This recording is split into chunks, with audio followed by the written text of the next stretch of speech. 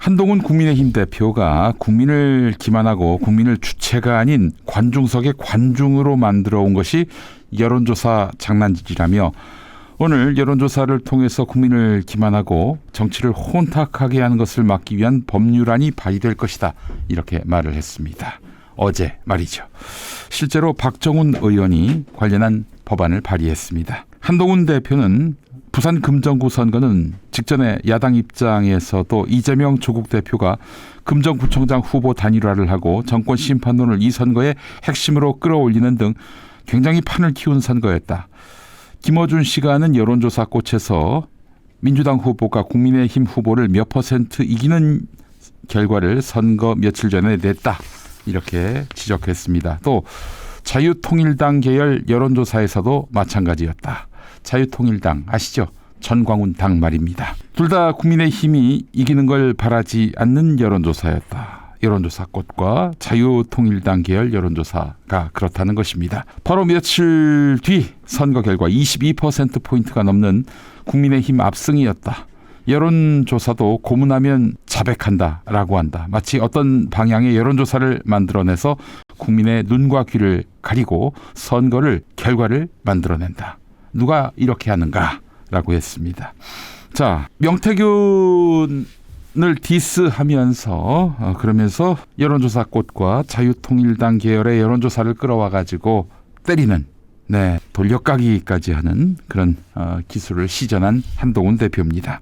자, 박정훈 의원이 내놓은 법을 보면 명태균 방지법으로 불리는 공직선거법 일부 개정안 내용이 공개가 됐습니다. 핵심은 처벌받는 사람들이 1년 뒤에 다시 비슷한 법인을 만들거나 비슷한 업체를 통해서 여론조작에 가담하는 현실을 끊어내는 것이라면서 여론조작에 가담한 사람들은 여론조사에 관련된 일을 할 수 없게 하겠다. 이런 것입니다.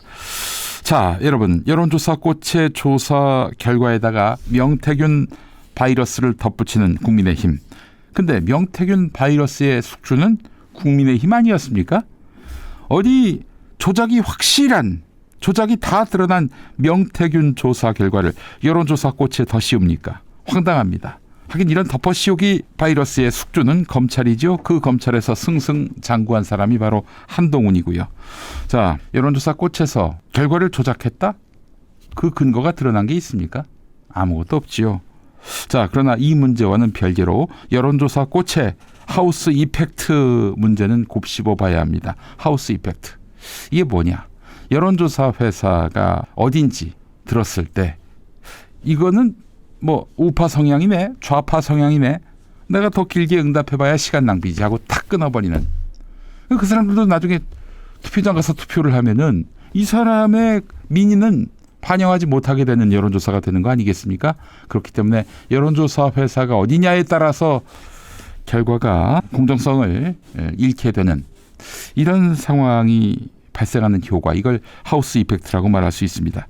자, 여론조사 꽃이 지지자들, 후원자들 기분 좋게 결과를 조작했다는 증거는 전혀 없습니다.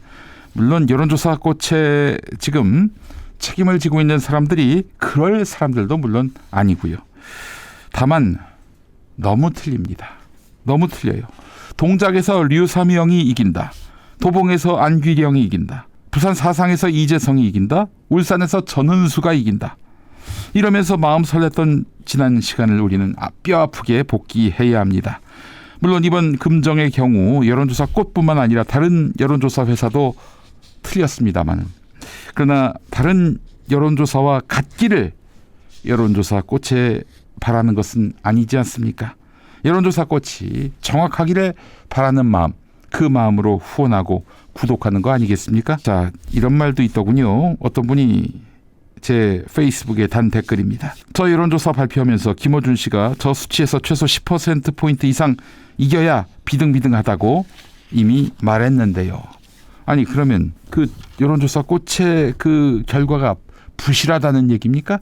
김어준 씨의 코멘트까지 다 듣고 반영을 해야 정확한 수치를 알 수 있단 말입니까? 다 만들어진 음식에다가 고객께서 조미료를 더 쳐서 드시라는 이런 식당이 어디 있습니까? 부산, 울산, 경남은 여론조사에서 최소 20%는 민주당 후보가 앞서야 본선에서 간신히 이길 수 있다. 이런 얘기는 뭐 구문이죠.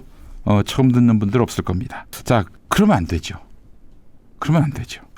여론조사 꽃이 하우스 이펙트 때문에 민주 진영이 과표집되고 보수 진영이 약하게 채집돼서 선거 결과와 다른 데이터가 나온다면은 이게 장래에 누구 손해입니까? 제가 이런 지적을 페이스북에 남겼더니 김어준에게 욕한 거라면서 달려드는 분들이 있었습니다. 참 민주 진영이 참 갈 길이 멀다 하는 그런 생각을 갖게 되는데요. 여론조사 결과를 왜 봅니까? 선거 결과를 예측하기 위해서 아닙니까? 3% 이긴다는 조사 결과. 여론조사 꽃의 부산 금정구청장 조사 결과였습니다. 근데 실제 득표율은 마이너스 22%포인트였습니다. 무려 20% 가까운 오차가 발생한 것이죠. 이런 여론조사가 왜 필요합니까? 네, 여론조사 꽃을 비판하는 게 아니라요. 이렇게 여론조사에 대해서 그냥 전화를 끊어버리고 답변하지 않고 투표장 가서는 또 딴 투표를 하는 이런 지역에서의 여론조사는 과연 의미가 있겠는가 하는 그런 말씀을 드리고 있는 것입니다.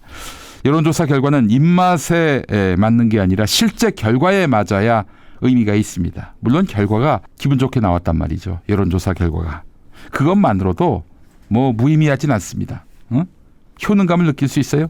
지지자들에게 사기를 주고 선거 운동이 탄력을 받는 그런 효과를 낳을 수가 있는 것입니다. 자, 그런데 이걸 너무 좋아하면 여기에 몰두하면 자칫 명태균을 닮아갈 소지가 있습니다. 지난 대선에서의 석패, 이번 총선에서의 PK 참패를 교훈 삼아서 진짜 정권 교체를 바란다면 희망회로 돌리지 말고 냉정하게 보수적으로 판세를 보고 절실한 마음으로 선거에 임해야 하지 않겠습니까? 자, 여론조사 꽃이 그런 여론조사가 되기를 간절히 바랍니다.